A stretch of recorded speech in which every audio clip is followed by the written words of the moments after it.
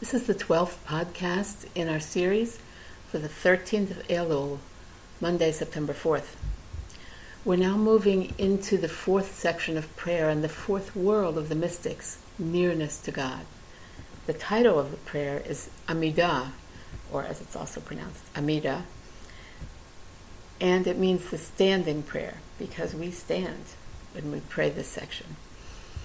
The Amidah represents the fourth world because in it we find the speaking silence, sometimes translated the still, soft voice.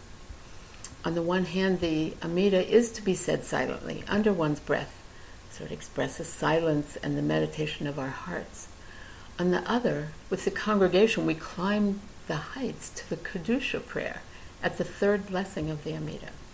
This is closeness to God, the fruit of the covenant that we made with the divine. Some people think that if you're a member of the covenant, you get a reward, being redeemed. No. When you can join imaginatively with the divine project of recreation and redemption, then you can be part of the covenant. That's what the third section of prayer was about. Now, the Amidah offers three blessings as a ladder to holiness or Kedusha. From this pinnacle, we will have to see everything in a new light. In a brief prologue, we take a breath and ask God to open our lips, for we may feel like Moses, unable to speak. The words of the prayers are to help us, and we can add our own prayers. The first blessing thanks and praises God in a unique way, calling by many names. We call him Adonai Eloheinu v'Elohei Avotenu, God of our ancestors, God of Abraham, God of Isaac, God of Jacob. This was how God introduced himself to Moses at the burning bush. We call God great, mighty, and awesome God. This is what Moses called God in the plains of Moab, in his last speeches to the people before they went into the land. We call God El Elyon, which is what the ancient priest Melchizedek called God when he blessed Abraham, recognizing him as one of God's deputies. We call God Gomel Chasadim Tovim, a rabbinic name for benevolent God. We call God Koneh HaKol, owner of everything. We call God Zocher Chasdei Avot, the one who remembers, remembering the loyalty and love of our ancestors in following him into the wilderness. We call God the one who will bring a redeemer to our children's children, the one who promises to be with us in the future.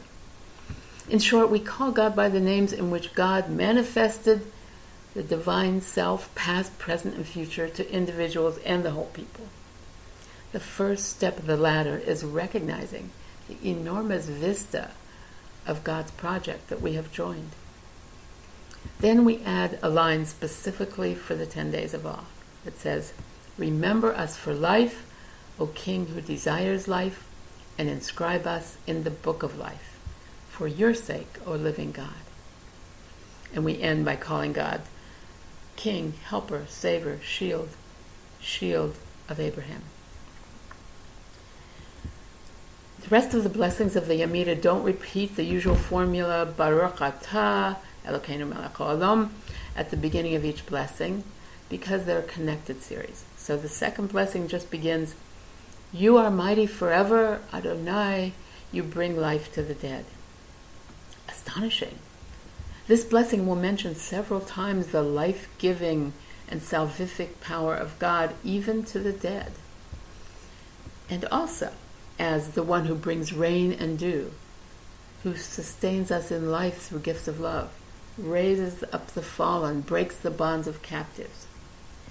These actions are all direct from God's hand. The blessing repeats the question from the Geula section. Mi chamocha, who is like you? Master of mighty deeds, who can be compared to you? And sovereign over death and life, you make salvation sprout. We don't think of death as reversible, as having this potential to sprout life again. I recommend John Levinson's book, Resurrection and the Restoration of Israel, the ultimate victory of the God of life. he makes clear that the development of the idea of life to the dead is understood as the ultimate project, not just something spooky from sci-fi films. But for us here, because that's a big topic, we can see this as a step on the ladder. God is not only the redeemer of past, present, and future in the life of the Jewish people, but the force behind transformations of nature itself. When sleeping beings awake, when tiny leaves poke through the hard ground, when nature springs to life after a cold winter, when people show unbelievable resilience and an unshakable will to live, a spontaneous outburst of reaching out to save others, this is the work of the divine within everything. It asks us to expand our viewpoint once more, go beyond the limits, see things from a divine perspective. A line is added for the 10 days of awe in this blessing too. It says, "Who is like you, Father of mercy, who recalls his creatures to life with mercy?" Then the third blessing. On an ordinary day, when praying with a minyan of 10, we take the step on the ladder of holiness to join together and with the angels to exalt God. Usually in call and response format, the prayer leader and congregation recite the text that the angels also sing from the great visions of the prophets Isaiah and Ezekiel, including the one called the threefold holy, where we stand with feet together and rise on our toes at each shout of Kadosh. Frequently, a congregation will have its own unique tradition of melodies here. On Rosh Hashanah, on the other hand, we don't go right into this blessing. At Musaf, the liturgy says, not so fast. This is Yom Hadin, the day of judgment. Even the angels are trembling. So don't think you can so quickly forge ahead and clamber up this ladder. So tomorrow we will speak about Yom Hadin.